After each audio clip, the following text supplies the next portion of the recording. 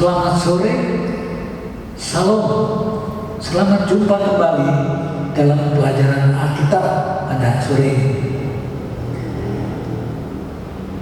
Tema daripada pelajaran kita adalah menjadi jemaat yang misioner, dapat dalam Matius 25 ayat 14 sampai 30. Panggilan untuk keselamatan disertai hak dan tanggung jawab, yaitu hak untuk menjadi anak Allah dan pewaris kerajaan surga, dan tanggung jawab untuk memelihara iman dan menyebarkan berita kesukaan bagi mereka yang belum mengenal Kristus. Dengan kata lain, setiap orang tebusan Kristus menikmati segala kesukaan dan kebahagiaan sebagai anggota keluarga Allah.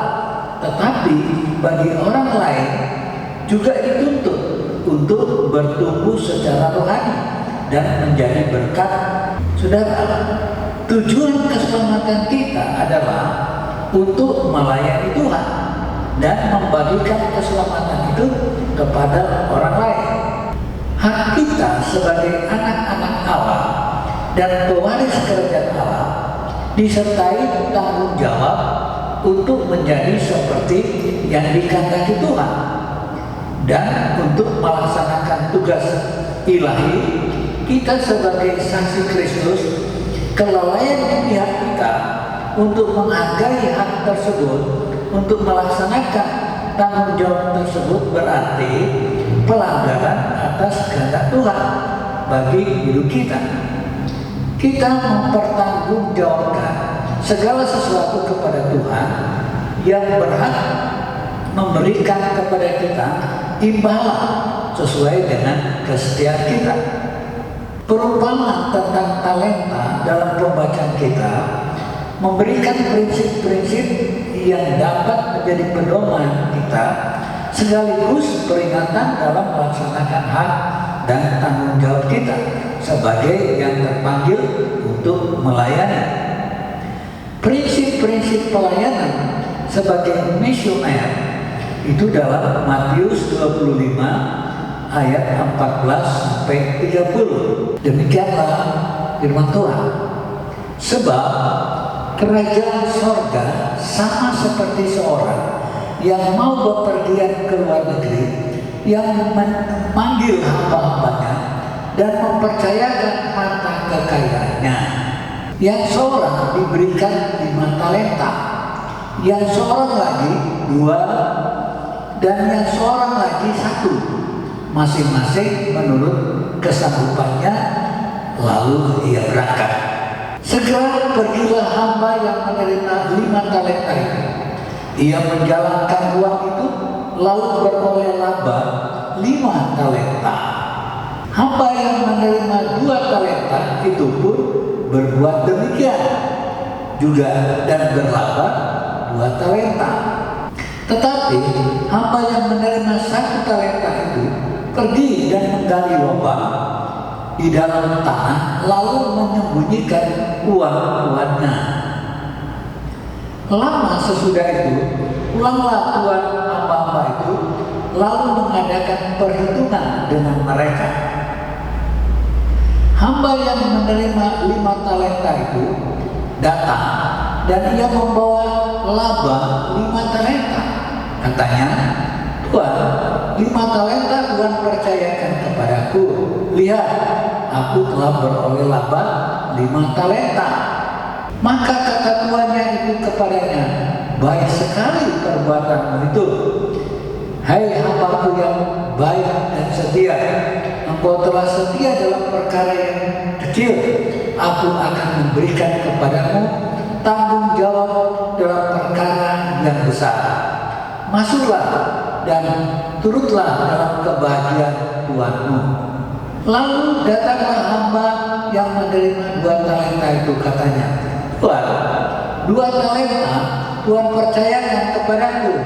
Lihat, aku telah beroleh laba 2 talenta. Maka kata tuannya itu kepadanya, baik sekali perbuatanmu itu. hai hamba yang baik dan setia, engkau telah setia memikul tanggung jawab dalam perkara yang kecil, aku akan memberikan kepadamu tanggung jawab dalam perkara yang besar.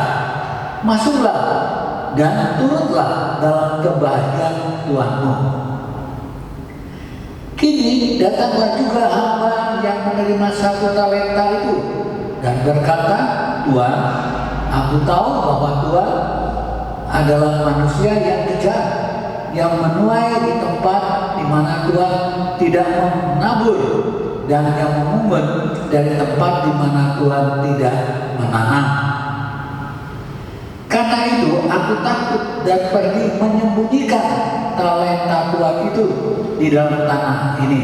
Terimalah kepunyaan Tuhan. Maka jawab tuannya itu, hai kamu hamba yang jahat dan malas, jadi kamu sudah tahu bahwa aku menuai di tempat di mana aku tidak menabur dan memungut dari tempat di mana aku tidak menanam. Karena itu sudahlah seharusnya uangku itu kau berikan kepada orang yang menjalankan uang, supaya sekembaliku aku menerimanya serta dengan bunganya. Sebab itu ambillah talenta itu daripadanya dan berikanlah kepada orang yang mempunyai 10 talenta itu. Karena setiap orang yang mempunyai, kepadanya akan diberi sehingga ia berkelimpahan, tetapi siapa yang tidak mempunyai, apapun juga yang ada padanya akan diambil daripadanya. Dan campakkanlah hamba yang tidak berguna itu ke dalam kegelapan yang paling gelap. Di sanalah akan terdapat ratap dan gertak gigi. Demikianlah firman Tuhan yang terdapat di dalam Matius 25 ayat 14 sampai 30. Prinsip-prinsip pelayanan sebagai misioner yang telah kita baca dalam Matius 25 ayat 30. Pertama, prinsipnya adalah Allah adalah pemberi karunia atau talenta bagi semua orang percaya. Jadi Allah memberi talenta, memberi karunia talenta kepada setiap orang yang percaya kepada Tuhan. Tidak ada yang terkecuali. Setiap orang yang percaya kepada Tuhan, maka Tuhan memberikan dia, mengaruniakan talenta, ya. Lalu prinsip yang kedua, setiap orang yang percaya kepadanya diberinya talenta. Nah, jadi Allah adalah pemberi talenta. Dan dikatakan yang kedua, setiap orang yang percaya kepadanya diberinya talenta, ya. Setiap orang yang mengaku Yesus sebagai Tuhan dan Juru Selamat, yang percaya kepada Tuhan Yesus, maka kepadanya Allah mengaruniakan talenta atau suatu bakat. Prinsip yang ketiga, pemberian talenta sesuai dengan kemampuan seseorang. Allah memberikan talenta kepada orang-orang percaya sesuai dengan kemampuannya. Allah melihat kemampuannya hanya bisa 2 talenta, diberilah 2 talenta. Kemampuannya Allah melihat bisa 5 talenta, diberilah 5 talenta. Kemampuannya Allah lihat, oh hanya bisa 1 talenta, diberilah dia 1. Jadi Allah memberi talenta menurut kemampuan orang tersebut. Karena Allah Maha tahu. Dia tahu kemampuan anak-anak Tuhan, dia tahu kemampuan orang-orang percaya. Sehingga ketika dia memberi karunia talenta sesuai dengan kemampuannya. Ya, demikianlah yang kita lihat tadi. Ada yang diberi 5 talenta, ada yang diberi 2 talenta, ada yang diberi 1 talenta. Ya. Yang keempat, prinsip yang keempat, pertanggungjawaban sesuai dengan jumlah talenta atau kemampuan yang dipercayakan kepadanya. Allah minta pertanggungan jawab atas talenta-talenta yang diberikan kepadanya. Dan dikatakan ini pertanggungjawaban sesuai dengan jumlah talenta. Jadi pertanggungan jawab kepada Tuhan sesuai dengan jumlah talenta. Kalau jumlah talentanya besar, maka besarlah tanggung jawab dia. Kalau talentanya hanya kecil, ya sebesar talenta yang Allah berikan. Ya, jadi setiap orang harus mempertanggungjawabkan menurut talenta yang Tuhan berikan. Ya, jadi pertanggung jawab itu bisa berbeda-beda. Kalau dia mendapat banyak talenta, maka banyaklah pertanggungjawaban. Kalau dia hanya mendapat sedikit, ya sedikit juga pertanggungjawaban sesuai dengan talenta yang Allah berikan. Tadi sudah dikatakan bahwa Allah memberikan talenta itu menurut kesanggupan, kemampuan orang tersebut. Jadi pertanggungjawaban menurut talenta yang diberikan kepadanya. Itu prinsip yang keempat. Yang kelima, setiap orang percaya mempunyai kebebasan untuk berdaya cipta tentang penggunaan talenta. Setiap orang diberi kebebasan untuk berdaya cipta tentang penggunaan talenta. Jadi Allah memberi kebebasan kepada setiap orang untuk bagaimana dia mengembangkan talentanya. Ya. Jadi menurut kemampuannya, menurut kepandaiannya, dia mau memperbesar talentanya. Allah beri kebebasan untuk dia bisa mengembangkan talentanya dengan pengetahuannya sendiri, dengan keterampilannya. Ya, dia bisa mengembangkan talenta itu. Jadi Allah tidak membatasi, beri kebebasan kepada setiap orang yang menerima talenta berdasarkan keterampilan dia, berdasarkan kemampuannya untuk mengembangkan talenta itu. Kemudian prinsip yang keenam, Allah berdaulat untuk memberi jumlah talenta kepada siapa yang dikehendaki dan pembagian tidak boleh diatur oleh manusia. Allah berdaulat artinya Allah mempunyai suatu ketentuan dari dirinya sendiri untuk memberikan talenta-talenta kepada orang percaya. Jadi orang percaya tidak boleh cemburu kepada orang yang menerima talenta lebih daripada dirinya. Itu kedaulatan Allah. Jadi kita tidak bisa mengatur, oh lah saya minta 2 talenta, ataupun kita mengatur sendiri minta kepada Allah. Tidak, Allah berdaulat menentukan seberapa talenta yang dia sanggup melakukannya. Ya, jadi itu adalah suatu prinsip dalam melayani Tuhan. Yang ketujuh, sifat malas tidak pernah menyenangkan Tuhan. Jadi orang percaya menerima talenta, jangan malas mengembangkan talenta, jangan malas mengusahakan talenta itu, karena sifat malas tidak pernah menyenangkan Tuhan.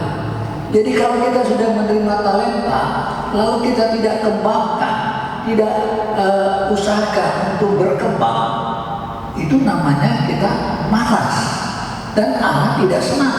Seperti seorang yang menerima 1 talenta itu, ya, dia tanam, dia tidak kerjakan, sehingga Tuhan berkata, "Hei malas, kamu orang yang tidak berguna." Jadi demikianlah Allah tidak senang kalau kita sudah diminta talenta, lalu kita simpan, ya, kita diamkan. Ya, Allah mau supaya kita bekerja dengan talenta karunia yang Allah berikan. Ya. Prinsip yang ke-8, talenta diberikan bukan untuk disimpan atau dipelihara, tapi untuk dikembangkan. Seperti yang menerima 5 talenta tadi kita baca, 5 jadi tambah 5 jadi 10, yang dapat 2 berkembang menjadi 4, tapi yang dapat 1 dia tidak kembangkan. Jadi itu adalah sesuatu yang Allah tidak senang. Jadi talenta diberikan bukan untuk disimpan atau dipelihara, ya, tetapi untuk dikembangkan, ya. Yang ke-9, Tuhan menambahkan lebih banyak talenta bagi mereka yang mengembangkan, ya. Seperti 5 talenta, dia kembangkan menjadi 10 talenta, ya. Tuhan tambahkan lagi. Jadi yang mengembangkan talenta itu akan ditambah lagi, ya. Dikatakan Tuhan menambahkan lebih banyak talenta bagi mereka yang mengembangkannya. Jadi kalau kita mengusahakan talenta-talenta yang Tuhan berikan lalu berkembang, Tuhan tambahkan lagi, ya. Nah, itulah berkat bagi orang yang mau mengembangkan talenta. Prinsip yang ke-10, hasil dari usaha kita adalah milik Tuhan semata-mata. Ia berhak mengumpulkan kembali apa yang dipercayakan kepada kita. Jadi hasil daripada usaha kita atau mengembangkan talenta-talenta itu sebenarnya kemudian menjadi milik Tuhan, bukan milik kita. Ya, nanti kalau dia datang minta pertanggungjawabkan, maka Tuhan mengambil semua talenta-talenta itu, ya, yang sudah berkembang. Jadi itu adalah milik Tuhan. Prinsip yang ke-11, ada hari penagihan di mana setiap orang mempertanggungjawabkan apa telah dipercayakan Tuhan. Jadi ada suatu hari di mana Tuhan datang untuk minta pertanggungan jawab terhadap talenta-talenta yang diberikan kepadanya. Jadi ada hari tertentu di mana Tuhan datang untuk meminta pertanggungjawaban atas talenta-talenta yang Dia sudah berikan, ya. Kemudian prinsip yang ke-12, hamba yang rajin dan bertanggung jawab memasuki kesukaan tuannya. Hamba yang malas dan tak bertanggung jawab menderita sengsara. Nah, jadi hamba yang rajin, yang bertanggung jawab, dikatakan memasuki kesukaan tuannya. Jadi masuk di dalam kesukaan tuannya, kesukaan daripada Tuhan, ya. Jadi hamba yang rajin, yang mengembangkan talenta itu, dia akan bersama Tuhan di dalam kerajaan surga, masuk bersama Tuhan. Tetapi hamba yang malas, dikatakan sini, tidak bertanggung jawab, itu akan menderita sengsara. Demikianlah prinsip-prinsip jemaat, ya, yang melakukan pekerjaan misioner, ya.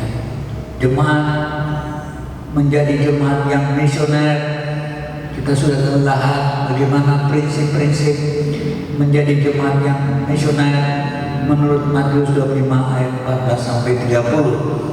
Dengan demikian, maka pelajaran Alkitab kita tentang menjadi jemaat yang misioner, ya, kita sudah selesai.